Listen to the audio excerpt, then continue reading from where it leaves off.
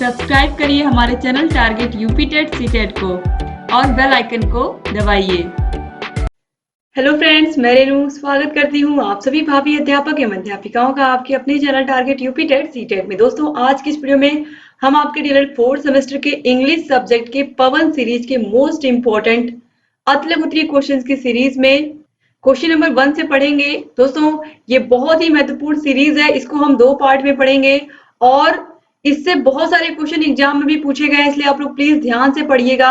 चाहे पवन सीरीज हो चाहे राजन सीरीज हो, दोनों के दोनों इंग्लिश के लिए अगर वाकई आप इंग्लिश में अच्छा स्कोर करना चाहते हैं तो मेरी क्लासेस को आप लोग देखिए, इसके अलावा मास्टर क्लास को देखिए और जितने भी क्वेश्चंस यहाँ पर मैं सॉल्व करवाई हूँ उनको भी देखिए। यानी कि आप लोगों को करना क्या है, मास्टर क्लास, फिर पूरी की पूरी पवन सीरीज, पूरी की पूरी राजन सीरीज पढ़नी है अच्छे से जो मैंने पढ़ा दी है, और फिर इसके बाद आपको प्रीवियस ईयर क्वेश्चन पेपर भी सॉल्व कर लेने हैं जो कि ऑलरेडी मैंने कराए हुए हैं। तो इस तरीके से अगर आप ये स्टेप कर लेते हो तो आप लोग का पूरा जो आप लोग का ये पेपर है इंग्लिश का, ये बहुत बहुत इजी हो जाएगा। ये 25 नंबर का पेपर है, जितना अच्छे से अच्छा स्कोर आप करना चाहे उतना अच्छे से अच्छा स्कोर कर सकते हैं अगर आप इस तरीके से तैयारी करते हैं। तो पहला क्वेश्चन है, what are the methods and approaches of teaching English. English को पढ़ाने के कौन कौन से मेथड हैं और कौन कौन से अप्रोच हैं, आप लोगों ने ऑलरेडी पढ़ा ही है। तो यहाँ पर देखिए दिया हुआ, there are few methods and approaches of teaching English. Grammar translation method आप लोगों ने पढ़ा है, डायरेक्ट मेथड पढ़ा है, बाइलिंगुअल मेथड पढ़ा है, स्ट्रक्चरल अप्रोच पढ़ा है, कम्युनिकेटिव अप्रोच पढ़ा है। इसके अलावा दोस्तों आप लोगों ने डॉक्टर वेस्ट मेथड भी पढ़ा है। तो ये सारी चीजें ऑलरेडी आप लोगों ने पढ़ी हैं और बहुत ही अच्छे से मैंने क्लास में पढ़ाया भी है। अब देखिए इसके बाद दूसरा नंबर क्वेश्चन है, throw the light on structural approach. The structural method is based on the belief that in the teaching of a foreign language the mastery of structure is more important than the acquisition of vocabulary, and that limitations and difficulties inherent in the study of English can be overcome by giving an intensive drill to the students in the structure pattern। दोस्तों, structural approach जो होता है इसमें मुख्य रूप से उस भाषा को बोलने पर ही जोर दिया जाता है, यानी कि लैंग्वेज को सीखने पर ही जोर दिया जाता है। और इसमें भी वही सारी चीजें आती हैं कि जिस चीज के बारे में हम पढ़ा रहे हैं वो हमारे पास अवेलेबल हो। आप जानते हैं कि इस तरीके की जो कक्षाएं हैं ये मेनली नहीं पॉसिबल हो पाती हैं कि जो भी चैप्टर आप पढ़ा रहे हो उससे रिलेटेड जितनी भी चीजें हैं वो आपके क्लास में अवेलेबल हो। तो कहीं ना कहीं ये जो स्ट्रक्चरल अप्रोच है ये थोड़ा सा महंगा पड़ता है, खर्चीला पड़ता है। तो इसमें मुख्य रूप से भाषा को सिखाने पर ही जोर दिया जाता है, यानी कि बच्चे खुद सीखें, इस तरीके से लर्नर बेस्ड होता है, या जो लर्नर होता है उसको सेंटर में रख करके इसको पढ़ाया जाता है। इस तरीके का जो स्ट्रक्चरल अप्रोच है इसमें इस तरीके से पढ़ाया जाता है कि बच्चों पर ही सारा ध्यान रहे, यानी कि बच्चों को लैंग्वेज को बोलने के लिए पूरी फ्रीडम दे दी जाती है कि वो खुद से भी सीख सकते हैं। इसके बाद देखिए जो तीसरा क्वेश्चन है, explain two objectives of structural approach. तो देखिए इसके दो ऑब्जेक्टिव क्या है। पहला है to enable the learners to attain mastery over an essential vocabulary of about 3000 root words for active use. क्योंकि बच्चों को बोलने को ऑलरेडी ये दे दिया जाता है कि बच्चे खुद से सीखें, और यहाँ पर बच्चों को लैंग्वेज सिखाने की पूरी कोशिश की जाती है। तो लगभग 3000 के आसपास बच्चे जो वर्ड्स हैं वो आसानी से सीख जाते हैं, जो कि एक्टिव यूज के हैं, यानी कि बच्चे बोलते बोलते क्या होते हैं, सीख जाते हैं, यानी कि इस पर मास्टरी हासिल कर लेते हैं। फिर है to teach the four fundamental skill namely over an essential vocabulary of about 3000 root words for the active use. यानी कि बच्चों को इस तरीके से स्किल सिखाई जाती है जिससे बच्चे लगभग 3000 के आसपास के जो वर्ड्स हैं एक्टिव यूज के, रोजमर्रा की जिंदगी के, वो बच्चे सीख जाते हैं। इसके बाद देखिए चौथा क्वेश्चन है, explain the few advantage of grammar translation method. Grammar translation method के कौन कौन से लाभ हैं। तो देखिए, it is economic and saves considerable time by offering a single equivalent word in the mother tongue instead of long definition और explanation. तो आपको पता है कि जो ग्रामर ट्रांसलेशन मेथड है इसमें क्या होता है, इसमें टीचर इंग्लिश के पैराग्राफ को पढ़ाते हैं, इंग्लिश की कहानी को पढ़ाते हैं और हर एक वर्ड का, हर एक सेंटेंस का मीनिंग बताते हुए चलते हैं। तो इस तरीके से क्या होता है, इस तरीके से जो टीचर हैं वो आसानी से, क्योंकि आपको पता है कि हिंदी में जो आंसर होते हैं वो छोटे होते हैं और इंग्लिश में किसी भी वर्ड का जो अगर आप एक्सप्लेन करोगे तो एक लाइन में एक्सप्लेनेशन होगा और उसका अर्थ छोटा सा होता है हिंदी में। तो इस तरीके से बच्चों का समय भी बचता है और इसके अलावा ये बहुत अधिक खर्चीला भी नहीं होता है। बच्चों को आप ट्रांसलेशन बताते हुए चले जाते हो, जो पैराग्राफ पढ़ाते हो इंग्लिश में उसका हिंदी में मीनिंग बताते चले जाते हो। तो इस तरीके से अपनी मदर टंग का यूज करते हैं हम, तो बहुत ज्यादा टाइम नहीं लगता है, इसको समझने में भी आसानी से बच्चे समझ भी जाते हैं और ये बहुत खर्चीला भी नहीं है। इसके अलावा it is based on maximum of learning from known to unknown, यानी कि यहाँ पर ये जो इसका जो बेस है वो यही है कि आप ज्ञात से अज्ञात की ओर जाते हैं। यानी कि हिंदी भाषा आपको आ रही है तो आप हिंदी भाषा के द्वारा इंग्लिश भाषा को सीखते हैं। कैसे? आपको टीचर पढ़ाते हैं, फिर हर एक वर्ड की मीनिंग आपको हिंदी में बताते हैं। कि जैसे कि बच्चों को नहीं पता है कि पैरेट मीन्स तोता होता है, तो जब टीचर पढ़ा रहे हैं कहानी को जिसमें पैरेट आया है या जिसमें क्रो आया है, कौवा आया है, तो जब आप बच्चों को इसकी मीनिंग बताते चलोगे तो बच्चा एक बार समझ जाएगा कि हाँ, तोता मतलब पैरेट होता है इंग्लिश में, क्रो मतलब कौवा होता है, आम मतलब मैंगो होता है। तो इस तरीके से बच्चा हमेशा उस इंग्लिश के वर्ड को याद कर लेगा। ठीक है? तो इस तरीके से क्या होगा, वो भाषा जो हिंदी की जो भाषा हिंदी उसको आ रही है उसके द्वारा वो इंग्लिश को सीखेगा। तो यही होता है ग्रामर ट्रांसलेशन मेथड। इसके बाद क्वेश्चन नंबर 5 है, write the definition of complex sentence with example. तो जो कॉम्प्लेक्स सेंटेंस होता है इसमें एक मेन क्लास होता है, एक मेन क्लास होता है और एटलीस्ट एक या एक से अधिक सब ऑर्डिनेट क्लास होते हैं। तो एक मुख्य वाक्य होता है, एक मुख्य वाक्य, और उसके बाद एक या एक से अधिक उपवाक्य होते हैं। जैसे कि such a sentence having one main clause, एक मुख्य क्लास होता है, एक मुख्य उपवाक्य होता है और उसके बाद एक या एक से अधिक उपवाक्य होते हैं। तो such a sentence having one main clause at least one subordinate clause is called a complex sentence. जैसे कि ही गोज व्हेन आई कम, वह जाता है जब मैं आता हूं। तो ये देखिए इसमें टू क्लास है, ये यहाँ पर व्हेन लगा हुआ है। ऑलरेडी मैंने क्लास में समझाया हुआ है आप लोगों को किस तरीके से कॉम्प्लेक्स सेंटेंसेस में कौन कौन से वर्ड्स आते हैं। तो कॉम्प्लेक्स सेंटेंस में एक मुख्य वाक्य होता है और कम से कम एक उपवाक्य या एक से अधिक उपवाक्य भी होते हैं। इसके बाद आगे देखेंगे हम। क्वेश्चन नंबर 6 है, write the definition of compound sentence with an example. दोस्तों, जो कंपाउंड सेंटेंस होता है, सच अ सेंटेंस हैविंग टू और मोर मेन क्लास, इसमें एक या एक से अधिक, दो या दो से अधिक मेन क्लास होती हैं और इन्हें यही मिलकर के कंपाउंड सेंटेंस बनाती हैं। जैसे कि ही गोज एंड आई केम, यानी कि दोनों ही मेन क्लास होती हैं, इसमें कोई मुख्य या उप का वो नहीं होता है। जिस तरीके से कंपाउंड में कॉम्प्लेक्स सेंटेंस में होता है कि एक मुख्य वाक्य होता है और उसके बाद उपवाक्य होते हैं कई, और इसमें क्या होता है, इसमें जो कंपाउंड सेंटेंस होता है इसमें दोनों के दोनों ही मुख्य होते हैं, यानी कि दोनों ही दोनों को यहाँ पर बराबर अधिकार प्राप्त होता है, कोई किसी से कम नहीं होता है इसमें। लेकिन जो कॉम्प्लेक्स सेंटेंस होता है उसमें एक को अधिक महत्व दिया जाता है, बाकी जो होते हैं वो उसी के ऊपर आश्रित उपवाक्य होते हैं। ठीक है, मुख्य वाक्य के ऊपर ही आश्रित होते हैं, लेकिन इसमें दोनों ही स्वतंत्र हैं, यानी कि दोनों ही अपने आप में क्या है, मुख्य है। तो ही गोज एंड आई कम। तो इस तरीके से यहाँ पर आप देखिए इसमें एक मेन क्लास होता है और इसके ऊपर क्या होते हैं, आश्रित होते हैं उपवाक्य। जबकि यहाँ पर क्या होता है, दो या दो से अधिक मेन क्लास होती हैं और दोनों ही क्या होती हैं, स्वतंत्र होती हैं, कोई किसी पर आश्रित नहीं है। वह जाता है और मैं आता हूं, तो वह जाता है ये भी सेंटेंस कंप्लीट है, मैं आता हूं ये भी सेंटेंस कंप्लीट है, दोनों एंड से जुड़ गए हैं। अब देखिए इसके बाद क्वेश्चन नंबर 7 है, write the meaning of commands and request.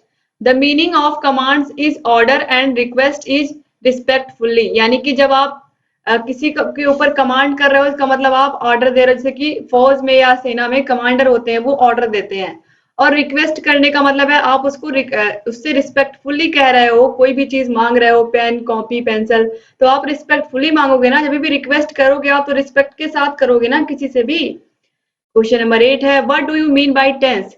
Tense का मतलब आप क्या समझते हो, any of the forms of a verb which may be used to show the time of an action, a state और event can be called a tense. यानी कि कोई भी काम हो चुका है, हो रहा है या भविष्य में होगा, यानी कि कोई भी एक्शन कब हुआ है, कोई भी काम कोई भी क्रिया कब हुई है, यही बताता है टेंस। इसके बाद क्वेश्चन नंबर 9 है, which the form of verb used in past indefinite tense. Past indefinite में वर्ब की कौन सी फॉर्म यूज करते हैं? वर्ब की सेकेंड फॉर्म यूज करते हैं। तो second form of verb use in past indefinite tense. Question number 10 है, which form of verb use in past perfect tense. तो पास्ट परफेक्ट टेंस में आपको पता है हैड के साथ वर्ब की थर्ड फॉर्म आती है, चाहे प्रेजेंट परफेक्ट टेंस हो, पास्ट परफेक्ट टेंस हो, फ्यूचर परफेक्ट टेंस हो, सब में वर्ब की थर्ड फॉर्म यूज होती है। परफेक्ट टेंस का मतलब है कि काम हो चुका होता है, चाहे पास्ट में हो चुका हो, चाहे कुछ देर पहले हुआ हो, ठीक है, लेकिन काम पूरा हो चुका होता है। तो इसीलिए वर्ब की थर्ड फॉर्म वहां पर हम यूज करते हैं। क्वेश्चन नंबर 11 है, write the definition of preposition. तो डेफिनेशन क्या है प्रीपोजिशन की? अ preposition is a word placed a noun और a pronoun to show the relationship between noun or pronoun and some other words in the sentence। यानी कि जो preposition होता है वो किसी नाउन या प्रोनाउन के पहले आता है और किसी नाउन या प्रोनाउन के पहले आकर के किसी और नाउन और प्रोनाउन से उसका संबंध बताता है। यानी कि जो प्रीपोजिशन होता है वो क्या करता है? सिंपली एक ऐसा शब्द होता है जो किसी नाउन या प्रोनाउन के पहले आकर के उस नाउन या प्रोनाउन के दूसरे नाउन या प्रोनाउन से रिलेशन बताता है, संबंध बताता है। ठीक है, अब देखिए इसके बाद क्वेश्चन नंबर 12 है, what do you mean bye a description based on picture. तो देखिए, a picture is a great stimulant, it unlocks your memory, triggers of your imagination and opens up your store of ideas. When you see a picture, it flashes back to your memory with many hold a similar image of that picture। जैसे कि आपने कोई भी गांव का एक picture देख लिया है जिसमें तालाब बना हुआ है, बच्चे खेल रहे हैं, पेड़ है, इसके अलावा एक आदमी हल चला रहा है बैल के साथ, घर है जो कि छप्पर का है, पेड़ पौधे हैं, हरा भरा माहौल है, पहाड़ है, झरने सब दिख रहे हैं। तो इस तरीके से आपके दिमाग में जैसे ही आप गांव का नाम लोगे आपके पास पूरा इमेजिनेशन, पूरी पिक्चर आ जाएगी और इस तरीके से पिक्चर जब आप देखोगे तो आपको बहुत सारी चीजें और याद आ जाएंगी। तो इस तरीके से thus the picture makes you remember and tells you the many things। यानी कि जब आप उस पिक्चर को देखोगे, उस तस्वीर को देखोगे, आपको बहुत सारी चीजें याद आ जाएंगी। But there could be pictures that do not help your to react, you think hard, you may recall only a few facts, some vague images।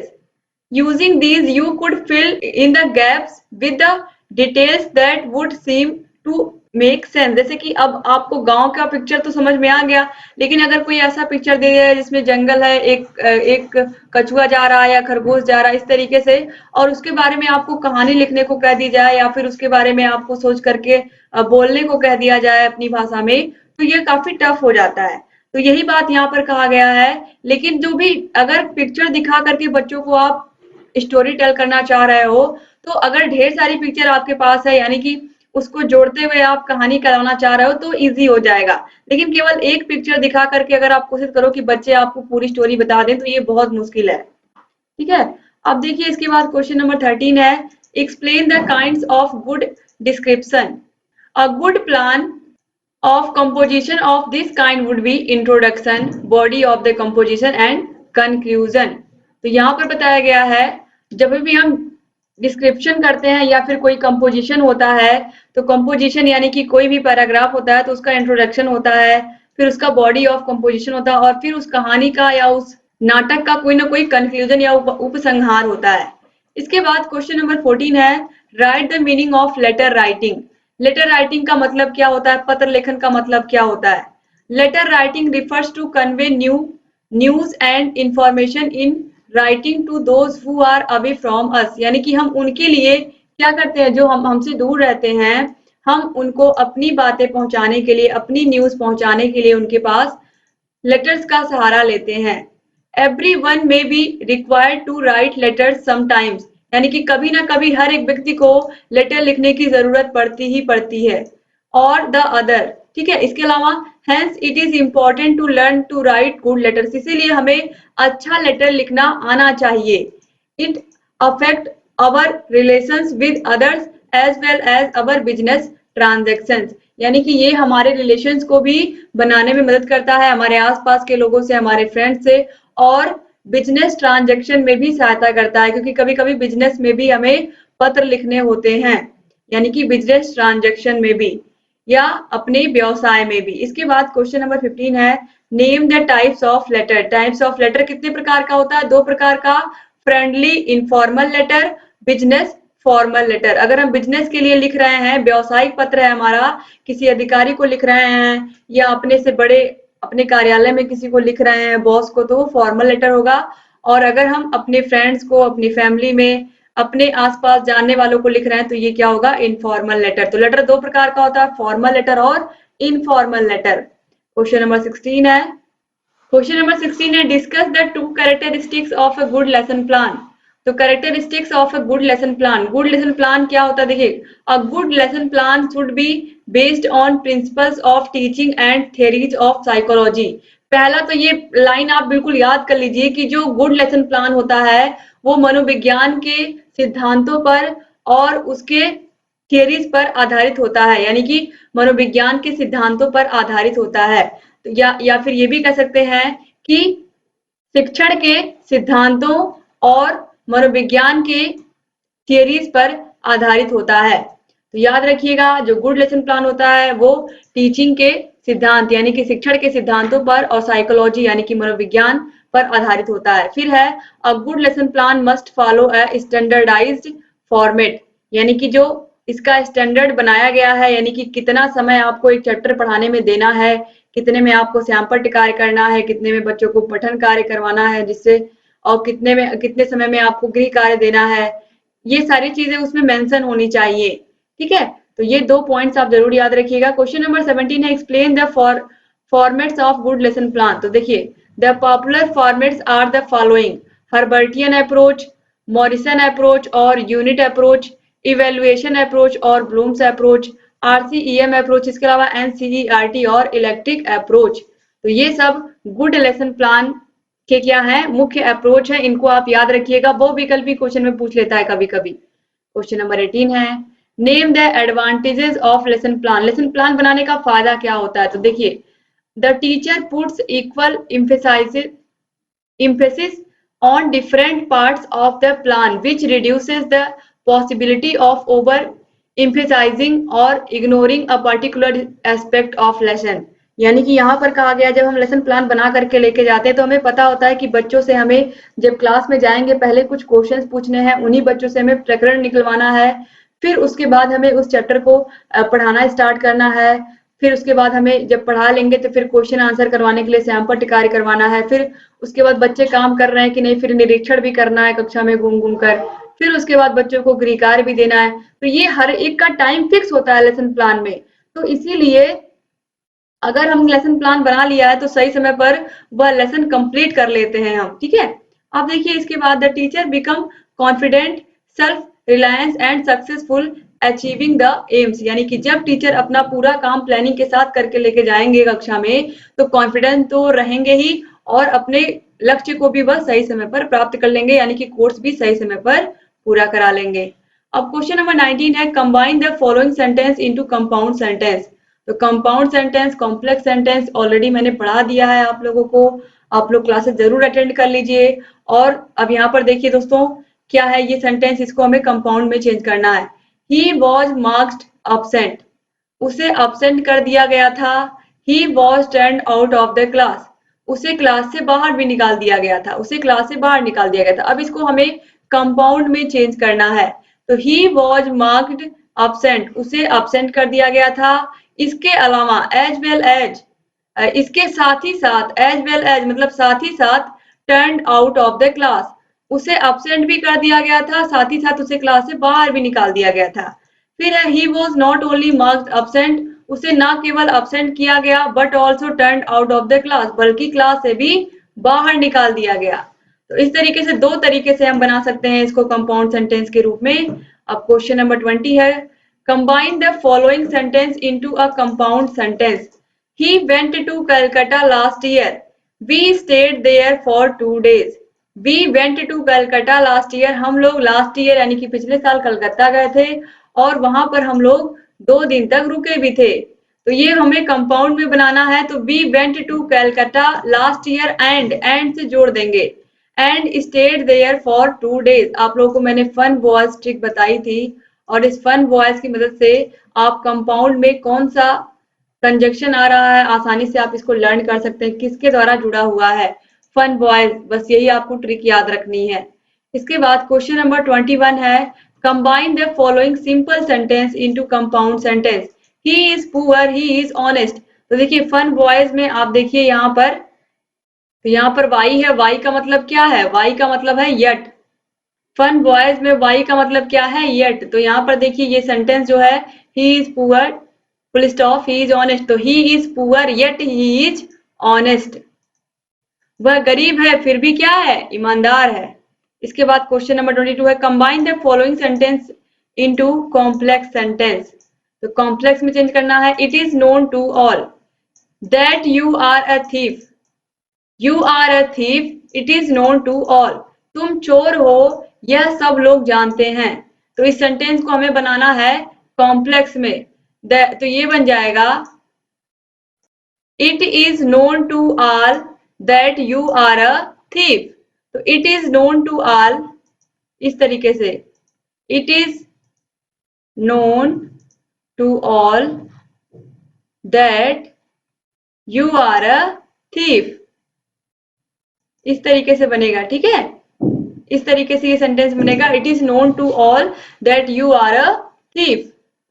Question number 23 है, combine the following sentence into a complex sentence. इसको complex में बदलना है, Gandhi ji was shot dead the news spread all over the country like wildfire. यानी कि गांधी जी की हत्या कर दी गई और यह जो न्यूज है, यानी कि यह जो खबर है, यह जंगल में आग की तरह फैल गई।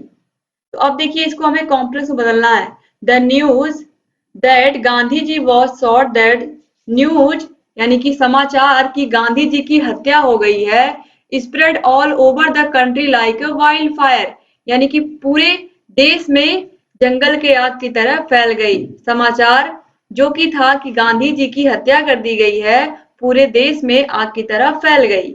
इसके बाद है question number 24, transform the following compound sentence into complex sentence. Aditya is a rich man but he is not honest. Aditya बहुत ही अमीर आदमी है लेकिन वह ईमानदार नहीं है। Aditya is not honest although he is a rich man. Aditya ईमानदार नहीं है यद्यपि वह अमीर है।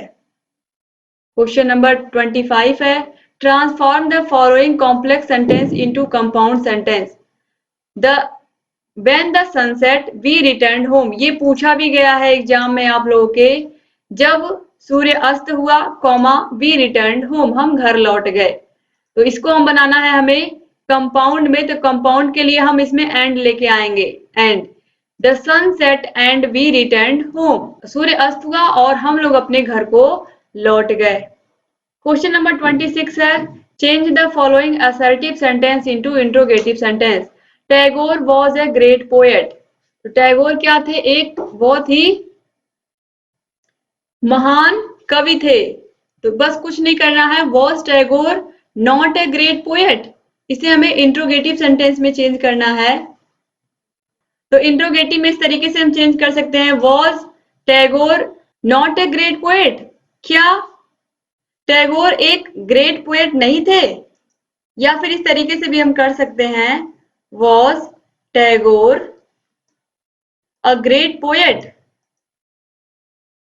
यह भी इंट्रोगेटिव में हो गया। ठीक है, इस तरीके से बना सकते हैं, और ये इंट्रोगेटिव नेगेटिव वाला ये भी इंट्रोगेटिव सेंटेंस ही है, तो ये भी सही है। इसके बाद क्वेश्चन नंबर 27 है, changing the following assertive sentence into interrogative. Assertive है, everybody likes to become great, everybody likes to become great. तो इसको हमें इंट्रोगेटिव में बदलना है। तो एवरीबॉडी यहाँ पर आप देखिए किस तरह चेंज होगा, who does not like to become great, कौन अमीर होना या कौन महान होना नहीं चाहता है। क्वेश्चन नंबर 28 है, fill in the blanks with the correct form of the verb given in brackets. Use simple past और present perfect whichever is suitable. Whichever is suitable, यहाँ पर एवर होगा। विच एवर इज सुटेबल, जो भी suitable है आप यहाँ पर फिल करिए। My uncle dash a car, my uncle has bought a car, यानी कि मेरे अंकल ने एक कार खरीदा है, यानी कि जल्दी अभी खरीदा है। तो यहाँ इसके बाद देखिए I dash the Rajpath for the first time when I went to Delhi last week. तो आई सा द राजपथ, सी यानी कि सेकेंड फॉर्म हो जाएगा इसका सा, क्योंकि देखा, मैंने राजपथ को देखा, तो ये पास्ट में चला गया। I saw the Rajpath for the first time when I went Delhi last week. Question number 29 है fill in the blanks with the right form of the verb given in brackets. Use either the simple present or the present continuous form, whichever is suitable. Radha dash to narrate stories. The Radha loves to narrate the stories, यानी कि राधा को कहानी सुनाना अच्छा लगता है, तो Radha loves to narrate stories. तो यह किस में है? पास्ट इंडिफिनिट में है, इसीलिए यहाँ पर देखिए लव में यस लग गया है, लव्स। इसके बाद देखिए क्वेश्चन नंबर 30 है complete the following sentences using the correct form of verb given in the bracket. I dash my homework eight 7 AM in the morning. तो हो जाएगा आई डिड माई होमवर्क, यानी कि मैंने अपना काम कर लिया था सुबह में ही, 7 बजे सुबह में ही।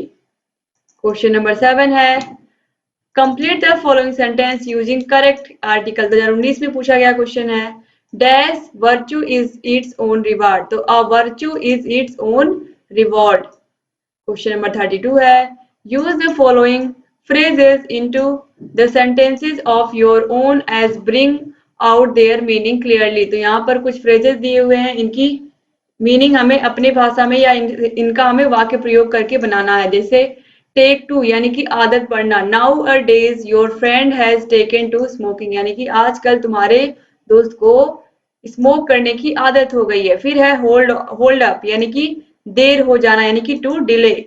The train was held up on account of an accident, यानी कि एक्सीडेंट होने की वजह से ट्रेन लेट हो गई है।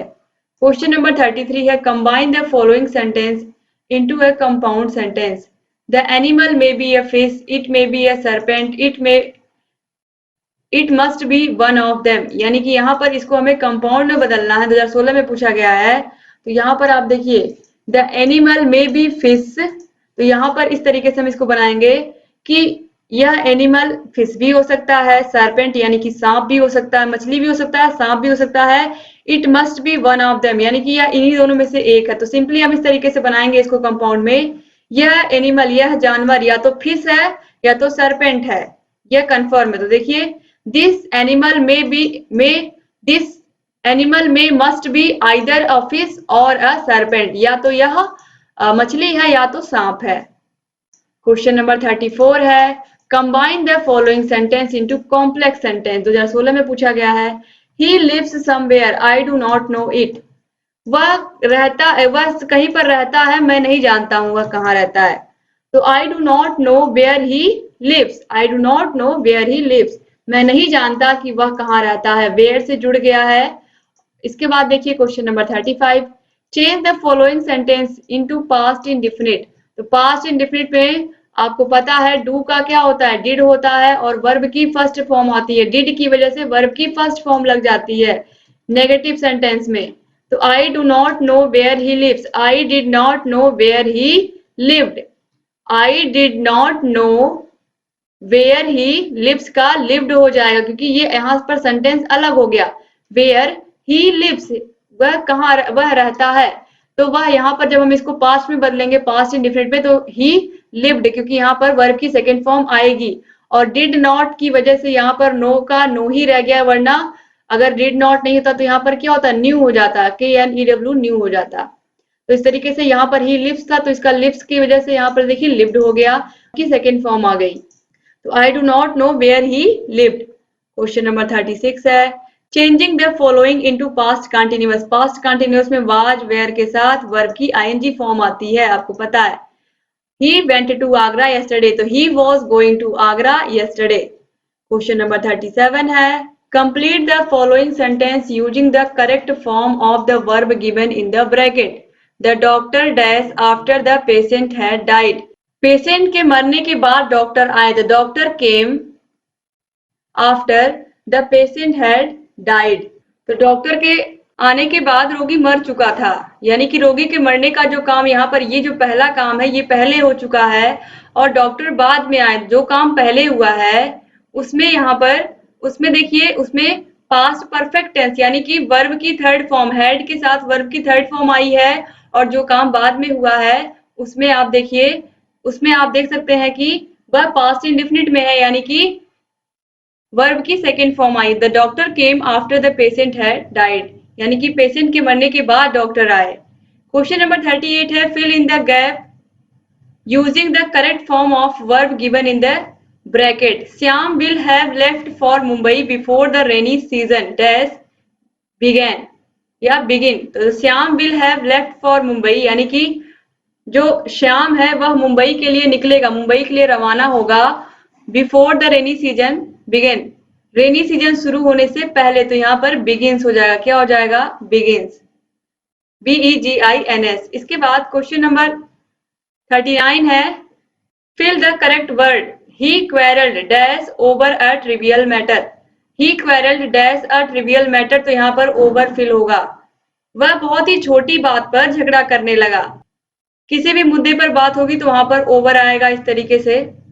याद रखिए 2019 में देखिए पूछा गया क्वेश्चन है।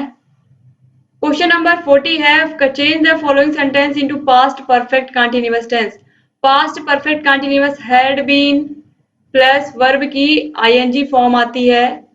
तो देखिए, he is reading the Ramayana, तो he had been reading the Ramayana. Question number 41 है, changing the following into compound sentence. Compound में हमें इस सेंटेंस को चेंज करना है।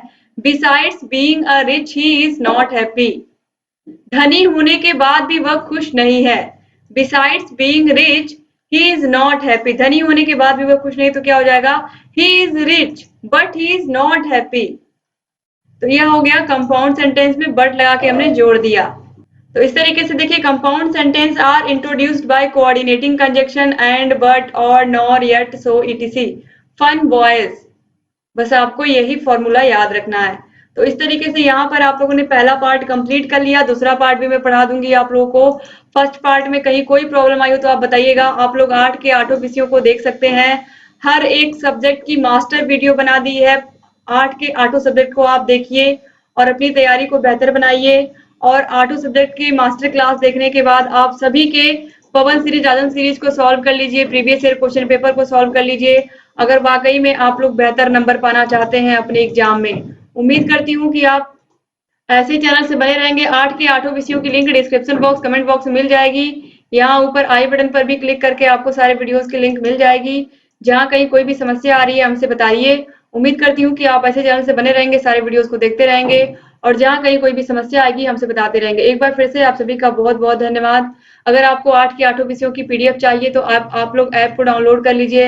ऐप पर आपको सारी वीडियोस भी मिलेंगी। ऐप में कोई ऐड या कोई प्रचार भी नहीं आएगा। हर वीडियो को आप पूरा देख सकते हैं और अपनी तैयारी को बेहतर बना सकते हैं। जहाँ कहीं कोई भी समस्या आए आप हमसे बताइए। उम्मीद करती हूँ कि आप ऐसे चैनल से बने रहेंगे और सारी वीडियोस को देखते रहेंगे। जहाँ कहीं कोई भी समस्या आएगी हमसे बने रहेंगे, हमें बताते रहेंगे और आपकी सभी समस्याओं का समाधान करना हमारा काम है। हम रेगुलर आपके लिए वीडियोस लेकर के आ रहे हैं और आते रहेंगे। बस आप लोग ऐसे चैनल से बने रहिए। अगर चैनल को सब्सक्राइब नहीं किया तो प्लीज सब्सक्राइब कर दीजिए। बगल में घंटी का निशान होगा, उसको भी प्रेस कर दीजिए ताकि जो भी नई वीडियोस हम बनाते हैं उसका नोटिफिकेशन आप लोग के पास समय से जाए और आप बिना मिस किए हमारी सारी वीडियोस को ऐसे ही देखते रहें। एक बार फिर से आप सभी भाई बहनों का बहुत बहुत शुक्रिया। उम्मीद करती हूँ कि आप ऐसे ही सारे वीडियोस को देखते रहेंगे और अपनी तैयारी को बेहतर करते रहेंगे। और इंग्लिश के सारी वीडियोस की भी लिंक आपको डिस्क्रिप्शन बॉक्स में मिल जाएगी। दोस्तों ऐसे चैनल से बने रहिए।